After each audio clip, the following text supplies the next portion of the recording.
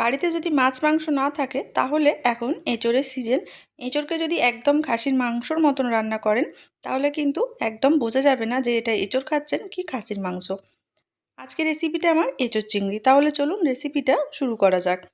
এখানে আমি 200 গ্রাম চিংড়ি মাছ নিয়েছি। চিংড়ি মাছটা একটু মাঝারি সাইজের নিয়েছি, আপনারা চাইলে বড় বড়ও নিতে পারেন। 500 গ্রাম এঁচোড় আমি ভালো করে ছাড়িয়ে ধুয়ে একটু হলুদ দিয়ে ভিজিয়ে রেখেছি। আর ডুমো ডুমো করে আলু কেটে নিয়েছি। এদিকে চিংড়ি মাছটা নুন হলুদ মাখিয়ে আমাদের ভেজে নিতে হবে। ভালো করে নুন হলুদ মাখিয়ে দিলাম। আগের থেকে একটু গরম জল বসিয়ে দিয়েছিলাম এঁচোড়টা ভাপানোর জন্য। দিয়ে দিলাম কেটে রাখা এঁচোড়, আর দিয়ে দেবো অল্প একটু নুন আর অল্প হলুদ। হলুদ দিয়ে ভাপিয়ে নিলে এঁচোড় কালো হয় না। আর রান্নাটা আমি আজকে সমস্ত শিলে বেটে রান্না করব, এতে করে রান্নার স্বাদ কিন্তু আরও সুন্দর হয়।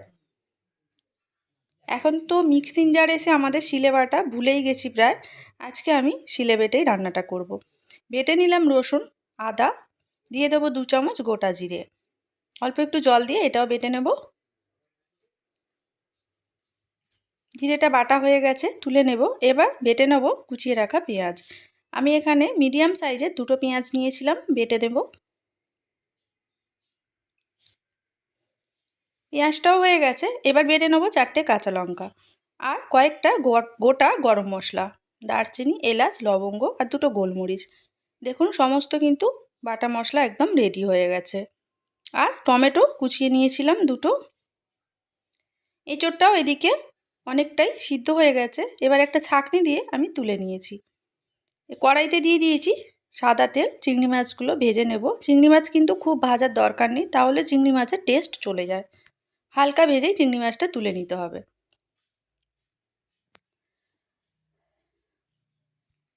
ওই তেলেই দিয়ে দেব আলু।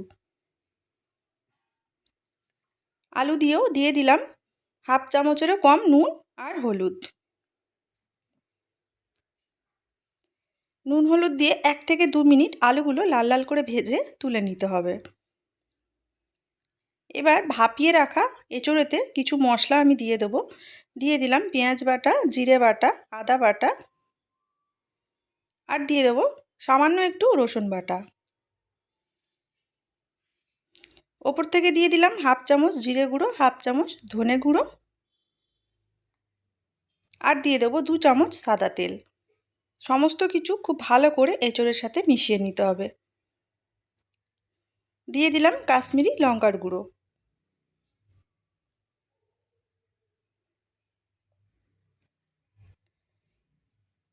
কড়াইতে তেল রয়েছে, ওতেই আমি ভেজে নেব এঁচোড়গুলো।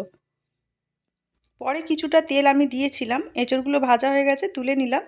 এবার কড়াইতে আরও কিছুটা তেল দিয়ে আমি ফোড়নের জন্য দিয়ে দিলাম গোটা জিরে, তেজপাতা আর শুকনো লঙ্কা। কয়েক সেকেন্ড ভালো করে নাড়াচাড়া করে দিয়ে দেবো কালারের জন্য 1 চামচ চিনি। এবার দিয়ে দেবো কেটে রাখা টমেটো আর কুচিয়ে রাখা পেঁয়াজ। ভালো করে টমেটো আর পেঁয়াজ ভেজে নিতে হবে যাতে করে কাঁচা গন্ধটা পেঁয়াজের চলে যায়। ওপর থেকে দিয়ে দিলাম 1 চামচ নুন। এই নুনটা দেওয়ার কারণে কিন্তু পেঁয়াজ আর টমেটো আমাদের তাড়াতাড়ি গলে যাবে। দেখুন পেঁয়াজ টমেটো ভালো করে ভাজা ভাজা হয়ে গেছে। এবার দিয়ে দেবো বেটে রাখা মশলা, আদা, রসুন, জিরে, কাঁচা লঙ্কা আর পেঁয়াজ। দিয়ে দিলাম 1 চামচ লঙ্কা গুঁড়ো, আমি এখানে কাশ্মীরি লঙ্কা গুঁড়ো দিলাম। আর দিয়ে দিলাম 1/2 চামচ ধনে গুঁড়ো। সমস্ত কিছু আমাদের ভালো করে একটু সময় নিয়ে মশলাটা কষিয়ে নিতে হবে। মশলা থেকে তেল ছেড়ে দিয়েছে। এবার দিয়ে দিলাম কুচিয়ে রাখা ধনেপাতা। ধনেপাতা দিয়ে আবারও একটু নাড়াচাড়া করে দিতে হবে। এবার দিয়ে দেবো ভেজে রাখা এঁচোড় আর আলু। এঁচোড় আলু দিয়ে বেশিক্ষণ কষাবো না, 1 থেকে 2 মিনিট একটু ভালো করে কষিয়ে নিয়ে আমি জল দিয়ে দেব। জল দেবার আগেই দিয়ে দেবো ভেজে রাখা চিংড়ি মাছ। আমি এখানে উষ্ণ জল দিলাম। আপনারাও কিন্তু তরকারিতে উষ্ণ জল দেওয়ার চেষ্টা করবেন, তাহলে তরকারির স্বাদটা খুব সুন্দর হয়। পরিমাণ মতন জল দিয়ে দিলাম। দিয়ে 7 থেকে 8 মিনিট রান্নাটা করে নেব। ফিরে এলাম 7 থেকে 8 মিনিট পর। আপনাদেরকে দেখাই এঁচোড় আর আলু কতটা সিদ্ধ হয়েছে। দেখতেই পাচ্ছেন আলুও গলে গেছে আর এঁচোড়ও সিদ্ধ হয়ে গেছে। এবার দিয়ে দিলাম বেটে রাখা গরম মশলা আর একটু জায়ফল আমি এইভাবে ঘষে দেব।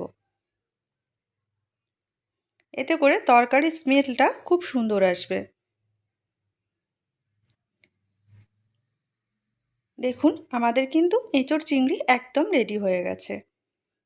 গরম গরম ভাত বা রুটি পরোটার সাথে আপনারা পরিবেশন করতেই পারেন এইভাবে এঁচোড় চিংড়ি বাড়িতে রান্না করে। আজকের রেসিপিটা আশা করি আপনাদের ভালো লাগবে, আর যদি ভালো লেগে থাকে তাহলে আমাকে অবশ্যই কমেন্ট করে জানাবেন আর আমার চ্যানেলটিকে সাবস্ক্রাইব করে দেবেন।